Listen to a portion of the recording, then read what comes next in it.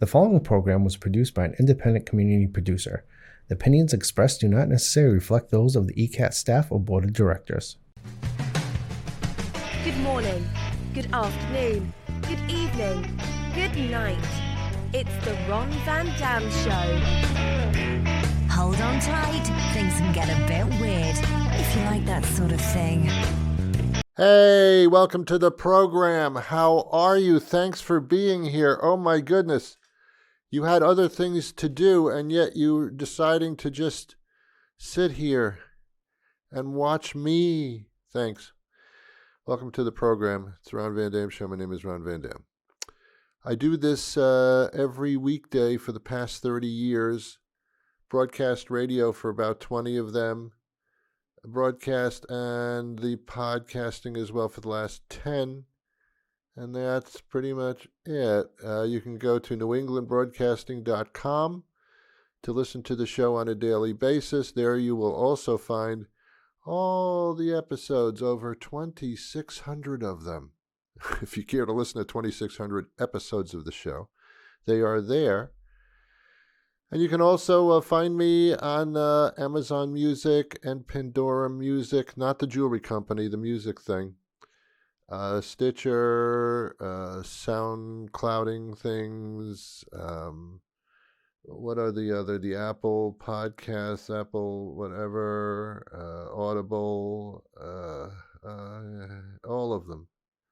So there you go. Okay, welcome to the show. Thanks.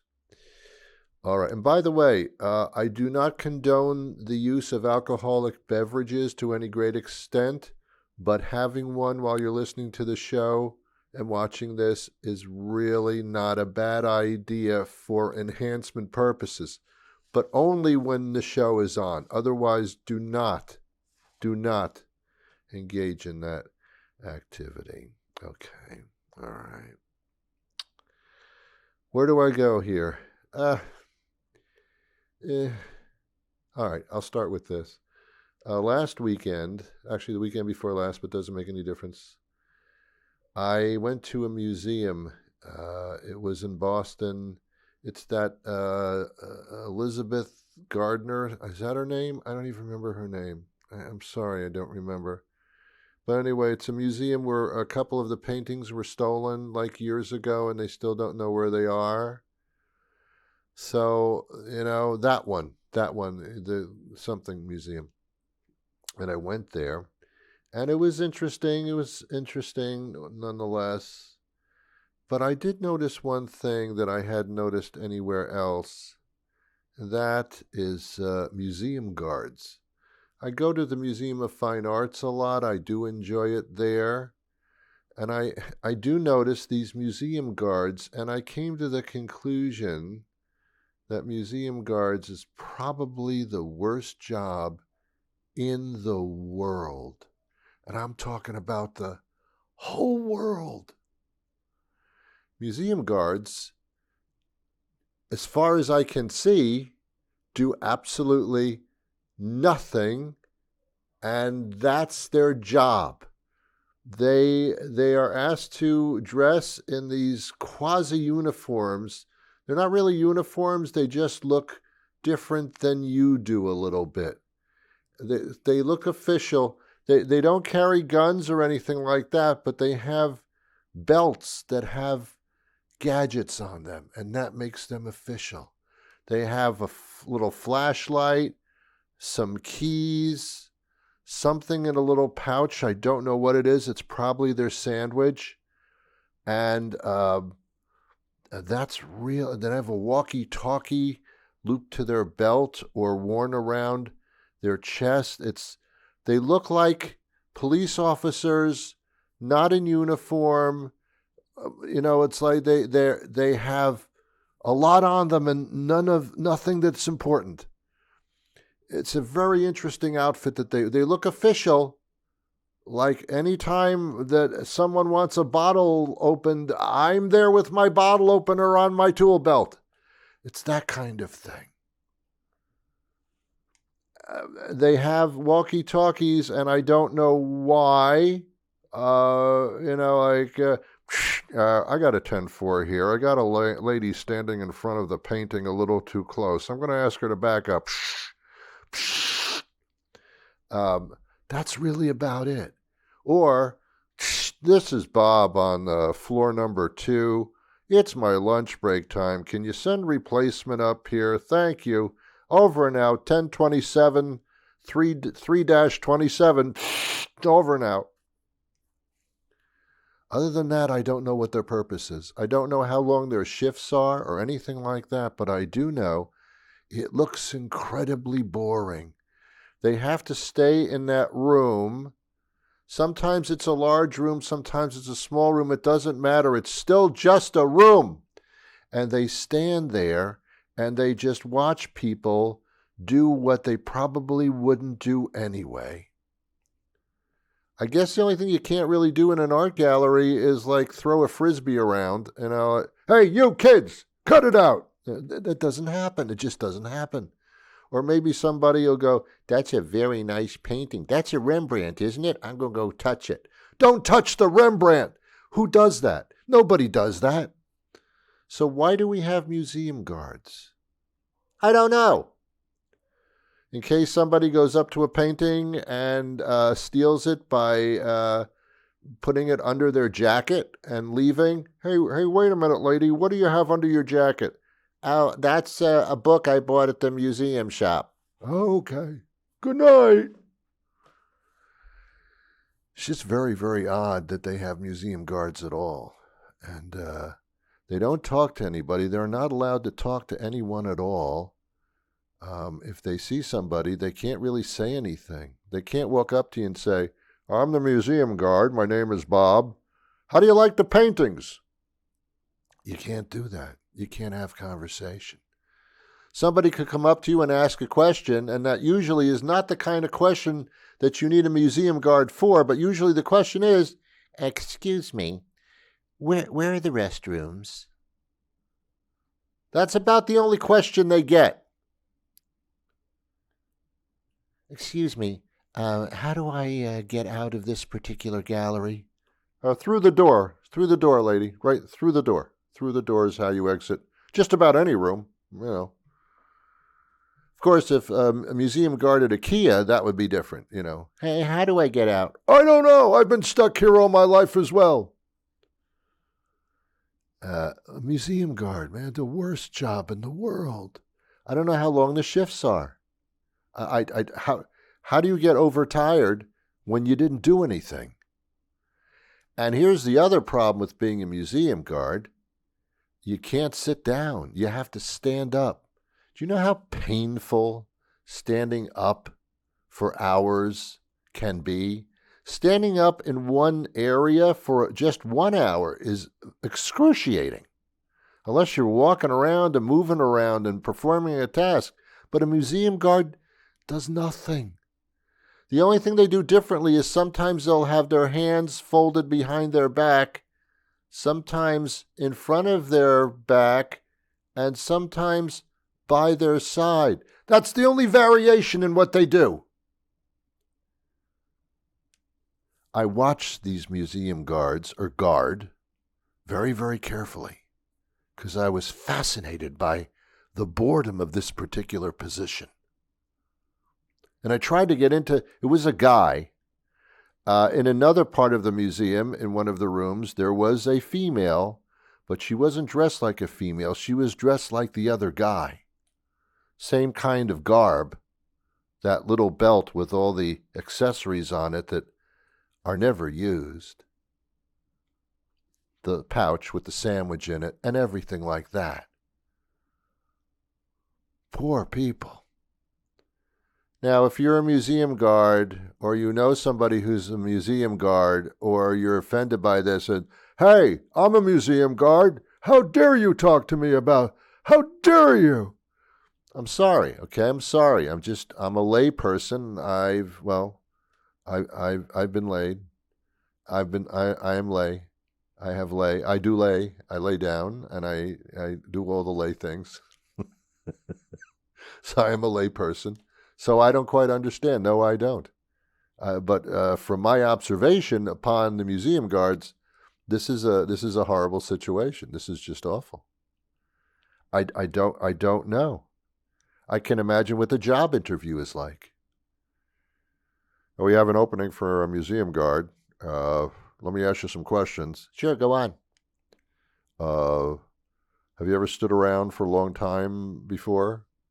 No, yeah. How good are you at standing around with nothing to do? I think I'm pretty good at that. If we told you where the restroom was, could you tell other people that if they happen to ask you? I suppose I could. Do you have any particular talents or abilities or skills? No, I don't have any. You could be perfect for this. Does it bother you to stand on your feet for hours and hours for no reason whatsoever? Well, a little bit. Oh, get out of here. You're not good for us. We need somebody who'll just stand there and shut up. How do you get a promotion when you're a museum guard? What are you promoted to? You know, I've been standing in this room for 4 weeks now, and someday if I stand here real good, I could get promoted to the 3rd floor where the rooms are a little bit bigger and there's air conditioning. Can't wait. I can't wait. And what if you have to go to the bathroom? Well, that's what the walkie-talkie is for. Yeah, this is Bob on the 3rd floor. Yeah, I gotta go. Could you send somebody up here? Can you hurry, please? Over out. It's 10:40. I'm doing a 10:40 here. I got a 10:40. If you don't get up here quickly, there's going to be a 10:40 in my pants. Get up here.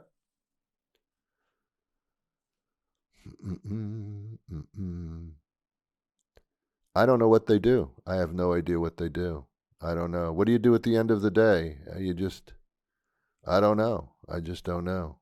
You get home from work, your boyfriend, your girlfriend, or whatever denomination you are, comes up to you and says, "Hey, dear, how is work today?" It was a good standing. We had a good standing today. Nothing much happened. A lady blew her nose near the painting. I got a little, that almost started a problem, but not too bad. Other than that, good day. Good day. Yeah, good day. Nothing happened. All the paintings that were on the wall when I got there were still on the wall when I left. And that, my friend, is a good day at the museum. I don't know. Is it a better job to sit down in a cubicle all day and do data entry or data entry? Is that better? Is that better? Is it more mindless, less mindless? I don't know. It's hard to say. I think I'd rather sit down using my mind to at least move my fingers. You can move your fingers when you're doing this data thing in the cubicle, and you know that somebody's in the next cubicle doing the same thing, so there's a feeling of camaraderie, you know what I'm saying? But when you're a museum guard, even though you know there's somebody in the next room doing the same thing, you never see them, you can't communicate, you just can't smell them. It's just a lonely job. I think the only thing you can do when you're a museum guard, I call them security guards by mistake. When you're a museum guard, is you just stare at people because there's nothing else to do. You feel like you got to be very officious about it. Yes, I'm in charge of the room. I'm in charge. Anything crazy goes on in this museum room here with the paintings on the wall, I'm going to spring into action. So far, so good. You people stay in line. What do you do, though? What do you do? What do you do? Can you imagine staring, no matter how good the painting, it could be Rembrandt. It could be Whistler's mother or her sister. It doesn't matter what the painting is. It's the same damn painting every day. Every day. Painting doesn't change, doesn't move, nothing. Same thing. Every day. The only thing that changes are the people that come into the room to look at the paintings, the general public. General public, sir. That's the only difference. So there must be a lot of daydreaming, fantasizing going on. How could you not? How, unless your mind is a total blank, which could be a job requirement, I don't know. There's got to be a lot of fantasizing. Like a pretty girl walks into the room, scantily clad, which means clad in scantily almost nothing. Very attractive. How can you not look? How can you not look out of the corner of your eye? You cannot stare at her, but you must be thinking something in your head. And same for the female museum guard. See a guy who's like well cut, just came out of the gym, just did legs today. I did legs. Tomorrow I'm doing arms. Then I'm doing neck. Then I'm doing eyebrows on Friday. Just came out of the gym. Looks beautiful. How can the female just stand there and, whoa. I don't know. I don't know how they do it. I just don't know how they do it. Museum guard, man. I used to do, I'm not good at museums. I'm not good. I mean, I walk through the galleries. I look at the paintings. They have the little blurbs on a card or a little plaque next to the painting. And it tells you about the artist and the year that he or she did it. And then something about them, which I don't really care. I mean, I'm looking at a painting. I don't need a biography on the whole thing. You know, why do I need to break it down? And when he was painting this, he was drinking coffee. I don't need to know this. I don't care. So I just look at the painting. I don't read the little thing. But some people, like, they read the things as if it's a requirement, like they're going to be tested on the way out when the museum hours are over. Did you enjoy the museum? Yes, I did. All right, let's find out how much. We're going to ask you some questions now. It's not necessary. So I move through the galleries rather quickly, to the chagrin of whoever I go to the museum with. Because they like to take their time. I don't. Life is short. I've got to fit a lot of things into it. If I'm bored by something, I'm going to be moving on. My preference, my deal. So I'm not into that stuff. So every once in a while, just to annoy the person that I'm with, everybody's staring at paintings, I will stand in a corner. Because I'm a real asshole. Not really, but sort of. I'll stand in the corner, and there'll be like a fire extinguisher like on the wall.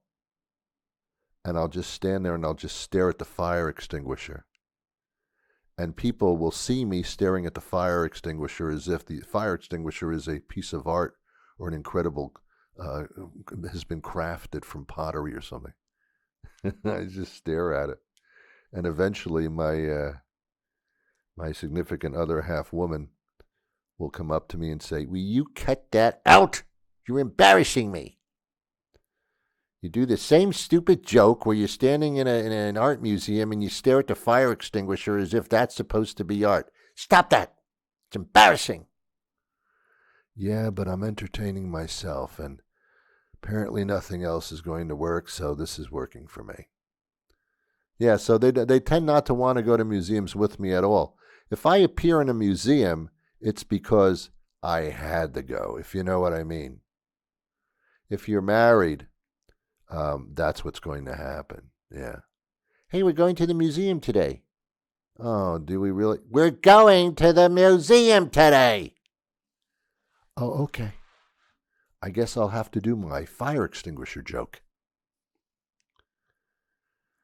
So I spent most of all of my time staring at the museum guard, and it was a guy, probably his name was Bob. I'm just figuring that out. He didn't wear a name tag, although if he did and he wore it upside down, it would still be Bob. I have to figure that out. No, it would be Bob. No, it wouldn't be the same.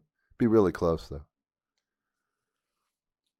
So I just stared at him, and I think every once in a while he kind of caught that I was staring at him, and he kind of thought, well, is this guy interested in me? No, I'm interested in your job. I'm trying to figure you out. I don't know whether I'm supposed to be envious of you that you have such a simple job and then they give you a paycheck. Not enormous, I assume, but, a paycheck nonetheless. Should I be jealous that all you have to do is stand there? Or should I really feel like great sympathy for you because you have to stand there and do nothing? Now, I don't know if that's all the job you need to do. I don't know what else is entailed in being a museum guard. I don't think you dust off the paintings. I don't think you're supposed to do that. You may run a little carpet sweeper on the floor, but I have a feeling that's more of the custodial staff than you. I don't know what you really do. I think you walk into the museum and you go down to the locker room and you put on your tool belt, the flashlight and the sandwich and the walkie-talkie, and I think that you clock in. I think there's a clock, a time clock with a card, and I think you have to put the card in the slot, and it proves that you were there because no one else is going to believe you. And then you walk over to the room where you're going to be standing for the next 3, 4, 5 hours. Could be 6, I don't know. And you stand there, and I assume as soon as you get into place, after about 6, 7 minutes, you're wondering when the lunch break is going to come up. I think one of the major questions for a museum guard in a job interview to become a museum guard, the major question that should be posed to that candidate by the human resources person is, let me ask you a question. You want to be a museum guard? Yes, I do. We do have openings, by the way, constantly, but let me ask you a question. Do you have any prostate problems? Excuse me? Do you have to pee a lot? Well, as a matter of fact, yeah, I do. Okay, this job is not for you. We like our museum guards to stay on the museum floor for long periods of time. I mean long periods of time. So if you have to pee frequently, this is not going to work out for us. I'm sorry, but we're going to have to let you go. Oh no, was I doing something wrong? No, you pee too much. We need someone to stay on the floor. Sorry. Get a box from downstairs, pack up your stuff off the tool belt, and go home. So sorry. You're not for us.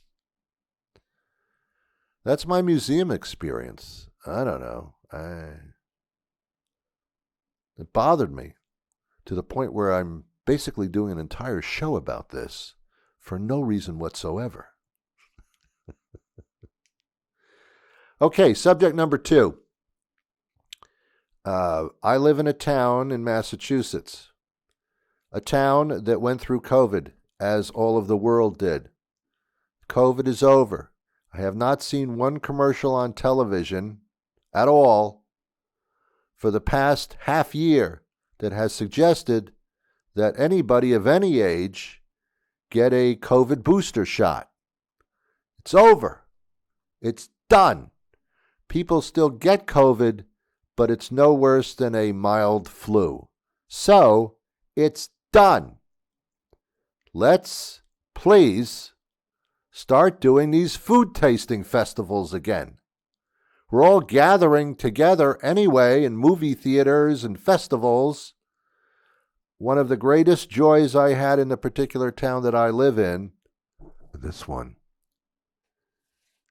was the food stuff. The food stuff. The restaurants from the local area would have tables and booths, and they give you samples of their food. And it worked because I went to a lot of these restaurants that I found that their food to be really good. I actually went the next week. I would go to the restaurant and have a meal. It actually worked. And in some cases, I returned frequently because I liked the place. Would have never known if I didn't go to that food tasting thing. They call it a taste of, and then they put the name of the town in it, which works for most towns, like a taste of Easton, a taste of Scituate, a taste of Athol, not so much. Did I pronounce that properly? Athol. That's the name of the town. I cannot live in that town because of the way that it sounds when you say the name of the town. Can't do it. Can't. Oh, excuse me, what town do you live in? I can't tell you. I can't say it. So that doesn't work for a taste of. A taste of Swampscott. Hey there. Oh, no. Oh, no. Oh, no, no, no, no, no, no. Then you get a little bit like a little sexually deviant, like a taste of Sharon. Don't go there. Don't go there. Don't go there. Now on the Cape, you could have a taste of sandwich. That works. That works. My message to the towns, that was a situation that was very pleasant, this taste of food festival stuff. And, the prices started going up to get a ticket to go to these things, but still, you don't do it all the time. And it does bring the community together, and many businesses in the community have little tables and little booths at the food festival. It's good for everybody. It's good for the community. It's good to see your neighbors. It's good to see the other people in your community. It's good to see the businesses hawking their stuff. It's good to see the restaurants and what things they have that you didn't know about. It's good for everybody. So why aren't we doing it? Because the COVID thing is over. Let's get back to it. I lived through the COVID thing. Some relatives did not. I'm not bringing my head back there again, but it was a nasty time. Of course, I remember Trump saying, oh, it's nothing. It's nothing. Nothing's going to happen. Blown out of proportion. It's the media blowing it out of proportion. Oh, no, it wasn't the media. It was bad. I don't want to go there. Anyway. We're out of it. We're out of it. So let's. It's just amazing to me that we actually went through that. I mean, it was scary. Anybody who doesn't say to you that wasn't a scary time, I mean, because it was. It was. Going to the supermarket and seeing nothing on the shelves for months and years because nothing got shipped, nothing got made, nothing got manufactured. Prices went up. Wasn't anybody's fault. This was worldwide. Do you know the economy in the United States right now is, if not one of the strongest economies in the entire world as we sit here today? We came out of that really, really well. But just to sit back for a second, and you should do this, or go into a supermarket, to go to a store, go to a festival, and just say to yourself, my God, wasn't that long ago. You couldn't do this. I actually lived through that. Do I ever see a T-shirt, anybody wearing a T-shirt saying, I survived COVID? No. How is the T-shirt business missing this? Anyway, it's over. People are together again. My excuse for not getting together with people is now shot. I used to use it as a great excuse. Ron, you want to come over and... No, I can't. It's the COVID. Oh, okay. Never mind. Well, beautiful. Beautiful. Anyway, just to imagine people wearing masks, everybody looking like they're about to rob a bank or a convenience store. Everybody wearing masks. I mean, it was nuts. It was crazy, and we lived through it. But let's get back to it, huh? Give me some of this, a taste of whatever town you're living in. Because that's important. It's important. I'm out of time for today. I'll be back next time. Until then, NewEnglandBroadcasting.com, The Ron Van Dam Show. Tune in every weekday, a new episode. I wish you peace.